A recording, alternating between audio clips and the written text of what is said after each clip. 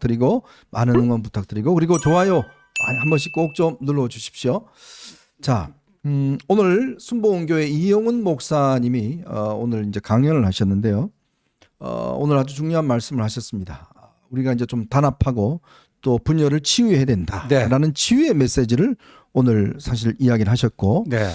얼마 전에도 한동훈 대표가 직접 예배에 참석한 적이 있지 그렇죠. 않습니까? 네. 오늘 그 이영훈 목사의 메시지가 어떤 건가요? 그러니까 화학과 치유의 길로 나아가야 된다. 뭐 그런 얘기입니다. 그러니까 최근에도 이제 그 한동훈 대표가 저 이영훈 목사님의 저거를 그 공유를 했어요. 네. 그래서 일전에도 그 순복음교회 갔을 때도 그때도 마찬가지지만 이번에 이제 한교총을 중심으로 해서 이 어떤 결과든 승복하고 존중하고 승복해야 된다 이런 거 있었잖아요. 그러니까 저 이영훈 목사님도 이제 그 흐름 속에 이제 굉장히 중요한 대형 교회를 이끌고 있는 그 키맨으로서 이제 그 핵심 메시지를 내는 거죠. 분열을 넘어서 회유와 치유와 회복으로 가야 된다. 근데 치유, 회복 이런 거 얘기할 때 이제 국민 통합, 그다음에 미래 지향 뭐 이런 것들이 되지 않겠습니까? 그래서 저는 이제 엊그저께 류영모 목사라고 목사님 원로 이영훈 목사님 같이 이제 원로 목사님인데 그분이 이제 한국교회가 반성해야 된다. 네. 한국교회가 진짜 복음을 전파해야 될 때 그 확증 편향에 빠져서 정치 선동을 한 점에 대해서는 회개해야 된다. 뭐 그런 얘기도 했거든요. 네. 그래서 이제 기독교의 중심이 확실하게 이제 잡혀 나가는 것 같아요. 세이브 코리아도 더 이상 뭐 그런 식의 아스팔트 극단적인 집회는 안 하기로 하고 그랬잖아요. 맞아요. 그러니까 이제 지금 손현보 목사나 세이브 코리아 또 전한길 강사나 이분들이 이제 다 접고 이제 정말 이 차기 대선에 집중하겠다 이런 이야기를 했더니 정광훈 목사가 어제 집회에 나와서 아주 이들을 엄청나게 비난을 했습니다. 그러면서 아주 이 노골적으로 전한길 강사에 대한 어떤 비판 글과 함께 이런 것들을 하면서 거의 이제 사실은 이 내부적인 어떤 이 비판의 글들을 많이 한 거예요.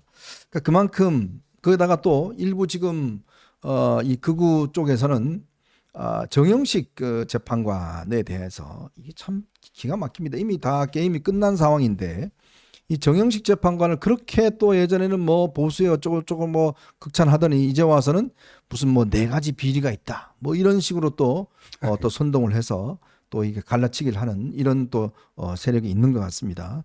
분명히 좀 이런 부분들 우리가 저걸 해야 될 것 같고 결국 어제 정광훈 목사를 보니까 결국 결론은 그거더군요. 오늘 같은 날 헌금을 많이 해주십시오라는 그러니까요. 예, 그 이야기더군요. 예. 참 이게 이제 그나마 그동안 했던 이런 부분들이 그냥 좀 빠른 시간 안에 좀 정리가 되어 나가는 거 아닌가 저는 그런 생각이 들어요. 그럴 거라고 봅니다. 사실은 그 탄핵 선고가 있었던 당일에도 우리가 헌재 반경 150m를 이른바 진공 상태로 만들고 초긴장을 했었잖아요. 네. 그랬는데 다행스럽게도 큰 충돌이 없었고 다들 일찍 귀가하셨고 경찰이 오후 6시에 가포 비상령을 해제할 수 있을 정도였습니다. 네. 어제 오후 1시에는 원래 여의도에서 세이브 코리아의 집회가 열렸어야 됐었죠. 예고대로라면. 그런데 집회를 자발적으로 취소했고 승복한다는 메시지가 나왔습니다. 네. 저는 그분들께 모두 한 분 한 분 좀 감사드리고 싶습니다. 왜냐하면은 우리가 헌법을 수호하는 거는요, 결국에는 국민 각자가 하는 거예요. 그리고 그분들께서 사실 얼마나 속이 쓰리고 마음이 아프겠습니까? 네. 우리가 뽑은 대통령이고 그 대통령이 파면당해서 직을 잃었는데 정말 받아들이고 싶지 않으셨을 거예요. 네. 그럼에도 불구하고 정말 인내하고 참고 대구로 들어가시고 이제 그런 집회는 더 이상 나오지 않겠다라고 하신 것인데 그러면은 각자의 인내와 결단이 있는 거거든요. 그런 인내와 결단에 힘입어서 헌법이 지켜지고 우리 사회가 지켜지는 겁니다. 저는 그분들 한 분 한 분께서 참 그 곤회에 찬 그런 결단을 내려주신 것에 대해서 정말로 감사드립니다. 네. 덕분에 우리 사회가 통합되고 잘 지켜질 거라고 믿습니다. 자, 저는 더 이상 헌법재판관들을 저렇게 비판하고 하는 거 저거 아무 이득이 없습니다. 백해무익합니다. 어떻게 하겠어요? 뭐 그런다고 뭐 헌재를 없애겠어요? 무슨 뭐 4.19 혁명 같은 뭐 국민 뭐 하는데 저는 그거는 그냥 정광훈 목사한테 맡겨두고 하시라고 그러고 정말 이제는 우리가 오로지 진짜 우리의 어떤 실수가 있었고 잘못이 있었습니다. 자, 그런 잘못을 결국은 앞으로 대한민국의 미래를 위한다면 이런 것 좀 극복을 하고 어쨌든 다시 힘을 모아서 정말 이게 우리가 정권 재창출을 해서 나라가 잘못 가는 거는 어쨌든 간에 막아야 되는 게 지금 가장 현실적으로 당면한 임무 아니겠어요? 그러니까요. 그런데요, 보니까 이제 헌법재판소 관련해 갖고 아까 정영식 재판관에 대해서는 그래도 윤 대통령이 직접 임명한 유일한 재판관이 되고 각종 뭐 찬사 뭘 하더니 이렇게 되니까 정영식 때문에 그랬다 했고 뭐 무슨 뭐 비리가 어떻냐 하고요. 예, 아주 뭐 참 보기도 뭐합니다. 그리고 심지어 헌법재판소 공문 처럼 가짜 공문까지 만들어갖고 허위 공문서까지 만들어갖고요. 네, 감독님 그거 한번 볼까요? 이게 보세요. 뭐 대외비 저기 보면요. 그 중간에 보면 중간에 그 빨간 줄 있잖아요.